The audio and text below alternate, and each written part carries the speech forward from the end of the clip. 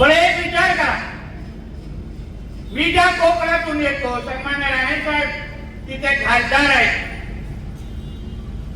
निलेशजी तिथे आमदार आहेत सिंधुदुर्गामध्ये, मी स्वतः सिंधुदुर्गाचा पालकमंत्री आहे. सगळी सत्ता केंद्र आज आमच्याकडे आहे आणि म्हणून दिलेला प्रत्येक शब्द हा पूर्ण करण्याची ताकद ही फक्त ना फक्त महायुतीमध्येच आहे, हे तुम्ही पहिलं लक्षात ठेवा. आणि म्हणून तुम्ही घरी आज गेल्यानंतर हा आजचा व्हिडिओ परत परत मोबाईल मध्ये सेव्ह करा आणि वारंवार पहा.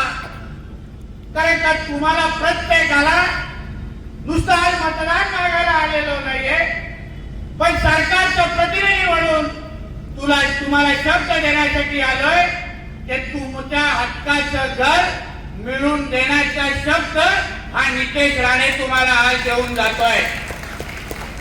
तुम्ही कसलीही चिंता करू नका. आम्ही सरकारमध्ये बसलेलो आहे आणि आम्ही बसल्यानंतर आमचे आडवे कोण येणार? कोणाची ताकद आहे एवढी? कोण आम्हाला न्याय बोलणार? हाय कुठला अधिकारी महाराष्ट्र सरकारमध्ये?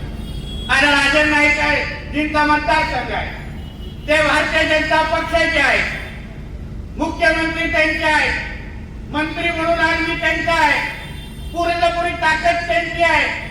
कोकणातल्या लोकांनी, हिंदू समाजाने हे राज्यातलं सरकार बसवलं आहे, म्हणून तुम्हाला मागेल त्या गोष्टी पूर्ण करणं हेच आमचं परम कर्तव्य करून आम्ही मंत्रालयामध्ये बसतो. म्हणून तुम्ही निश्चित करा, जी तुमच्या हक्काची घरं आहेत, जी तुम्हाला मिळणारच, त्याच्या बाबतीमध्ये आता कुठलीही चिंता ह्याच्या पुढे करायची नाही. हा शब्द तुम्हाला मी आज देऊन जाणार, कसलीच चिंता करू नका.